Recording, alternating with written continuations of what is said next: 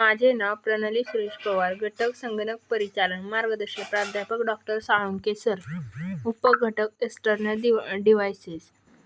External devices म्हणजे काय? External devices म्हणजे बाह्य उपकरण.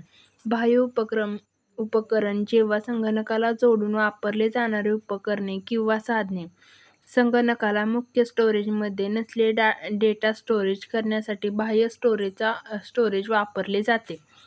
त्यामध्ये पहिला एक्स्टर्नल डिव्हाइसेस कोणकोणते असतात? Mouse, keyboard, touchpad, USB drive, memory card, monitor, printer, speakers, hard disk, scanner. पहिला आहे माऊस. माऊस हे संगणकाला माहिती पुरवण्याचे एक उपकरण आहे.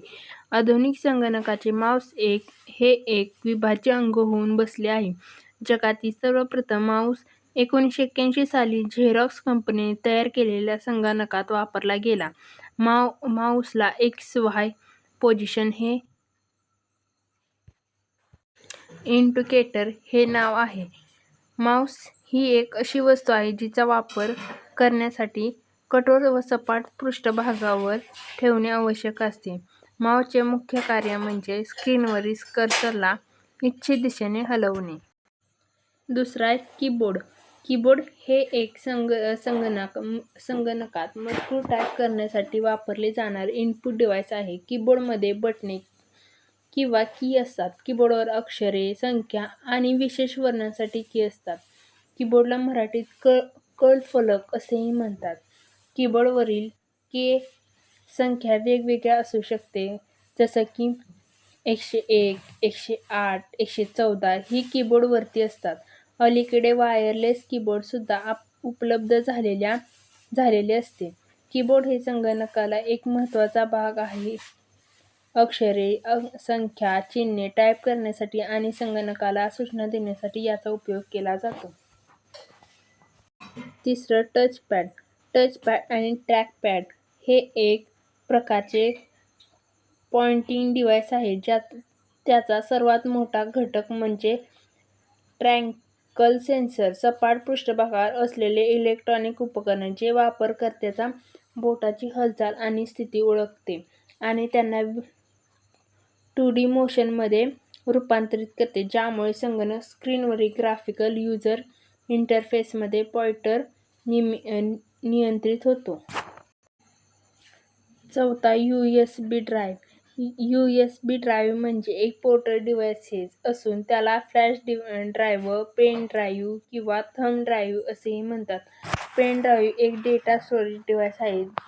ते आपल्याला कोणत्याही सिस्टीममध्ये सहजपणे कनेक्ट करू शकते. थंब डिव्हाइस बरेच लहान आहे. ऑप्टिकल डिस्कपेक्षा त्याचे वजन सुमारे 30 ग्रॅमपेक्षा कमी आहे आणि इसवी सन 2000 पासून बाजारात उपलब्ध झाले. ते दुसरा आहे memory card. Computer memory card म्हणजे इलेक्ट्रॉनिक डेटा स्टोरेज डिव्हाइस असून त्याद्वारे डिजिटल माहिती साठवली जाते. मेमरी कार्ड हे डिजिटल माहिती साठवण्यासाठी वापरले जाते. मेमरीचे 3 प्रकार आहेत: random memory, read only memory आणि फ्लॅश मेमरी असते. 6वा मॉनिटर. मॉनिटर म्हणजे संगणकावर प्रविष्ट केलेली माहिती प्रदर्शित करणे इलेक्ट्रॉनिक उपकरण. मॉनिटरचा वापर संगणकाच्या व्हिडिओ कार्डद्वारे तयार केलेल्या प्रतिमा, मजकूर, व्हिडिओ आणि ग्राफिक माहिती प्रदर्शित करण्यासाठी केला जातो. मॉनिटर ग्राफिकली आणि मजकूर स्वरूपात आउटपुट प्रदान करतो. मॉनिटरच्या वापराने तुम्ही वेब ब्राउझिंगची सर्व कामे देखील करू शकता. 7वा प्रिंटर. प्रिंटर म्हणजे संगणकावरून माहिती कागदावर छापून घेण्यासाठी वापरला जाणारा आउटपुट डिव्हाइस.